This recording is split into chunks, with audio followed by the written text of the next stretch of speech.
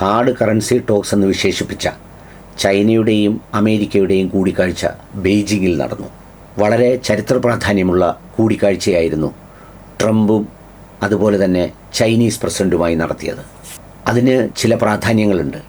Donald Trump എന്ന് പറയുന്ന വിടുവായനാണ് പോയത് എന്നുള്ളത് കൊണ്ടാണ് ലോകം അത്രമേൽ അതിന് പ്രാധാന്യം നൽകാതിരുന്നത്.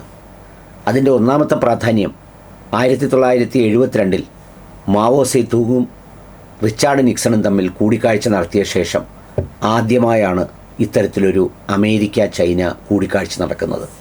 ഇന്ന് ലോകത്തിലെ 2 ഹാർഡ് കറൻസികൾ എന്ന് വിശേഷിപ്പിക്കാവുന്ന രാജ്യങ്ങൾ തമ്മിലുള്ള കൂടിക്കാഴ്ചയാണ് നടന്നത്. അമേരിക്കയും ചൈനയും വൻ ശക്തികളാണ്. അമേരിക്ക എസ്റ്റാബ്ലിഷ്ഡ് ശക്തിയാണെങ്കിൽ ചൈന വളരെ വേഗത്തിൽ ലോകം കീഴടക്കിക്കൊണ്ടിരിക്കുന്ന മഹാശക്തി.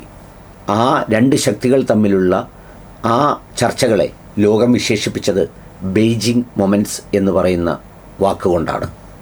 അതോടൊപ്പം ഹാർഡർ കറൻസി ടോക്സ് എന്ന വാക്കുകൊണ്ടും ലോകത്തിൻ്റെ സാമ്പത്തിക സ്ഥിതിയെ മാറ്റി എഴുതാവുന്ന ചർച്ച എന്നുള്ള നിലയിൽ. രണ്ടാമത് ഈ ചർച്ചയുടെ പ്രാധാന്യം എന്ന് പറയുന്നത് സാമ്പത്തിക സഹകരണത്തിലൂടെ ലോകത്തുണ്ടാകാൻ പോകുന്ന ഏതെങ്കിലും പോസിറ്റീവായ മാറ്റങ്ങളെക്കുറിച്ചുള്ള ചർച്ചയാണ്. അവിടെ 2 ബോർഡുകൾക്ക് ഇരു രാജ്യങ്ങളും ചേർന്ന് രൂപം നൽകി. ഒന്ന് ബോർഡ് ഓഫ് ട്രേഡ്, മറ്റൊന്ന് ബോർഡ് ഓഫ് ഇൻവെസ്റ്റ്മെൻറ്റ്.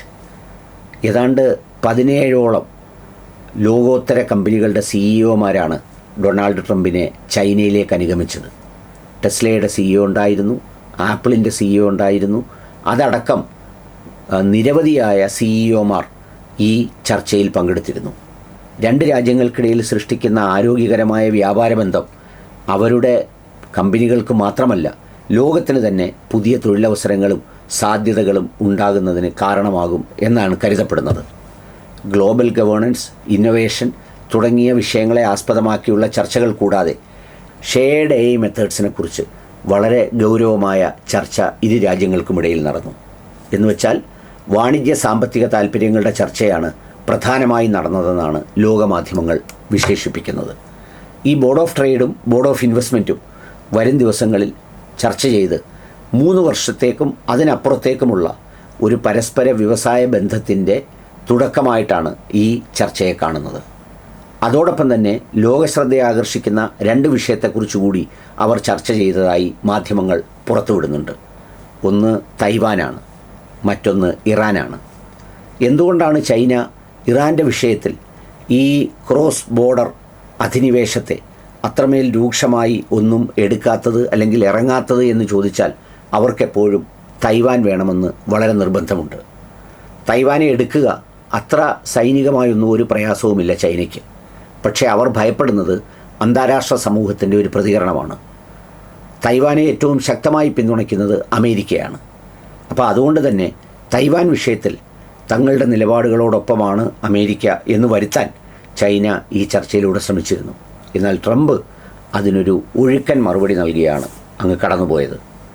അതുകൊണ്ട് തന്നെ ഇറാൻ്റെ വിഷയത്തിലും ചൈനയും അതേ നിലപാട് സ്വീകരിച്ചു. ലോകത്ത് അതിർത്തി കടന്നുള്ള അധിനിവേശങ്ങളെ നിയന്ത്രിക്കണമെന്നും അവരവരുടെ രാജ്യത്തിനകത്തുള്ള സ്വാതന്ത്ര്യത്തെ അംഗീകരിക്കണമെന്നും പൊതുവായി മാത്രം ഒരു റെഫറൻസ് നടത്തി. അപ്പോൾ ചുരുക്കത്തിൽ ഈ ബെയ്ജിങ് മൊമെൻറ്റ്സ് അഥവാ ഹാർഡർ കറൻസി ടോക്സ് വ്യവസായ താൽപ്പര്യങ്ങൾ മുൻനിർത്തിയുള്ള ഒരു ചർച്ച തന്നെയായിരുന്നു. ട്രംപ് ഒന്നാന്തരം കച്ചവടക്കാരനായതുകൊണ്ട് കച്ചവടക്കാരുമായി പോയി കച്ചവടം ചർച്ച ചെയ്ത് മടങ്ങി എന്നാണ് ചൈന US ചർച്ചകളെക്കുറിച്ച് മാധ്യമങ്ങളുടെ പൊതുവിലയിരുത്തൽ.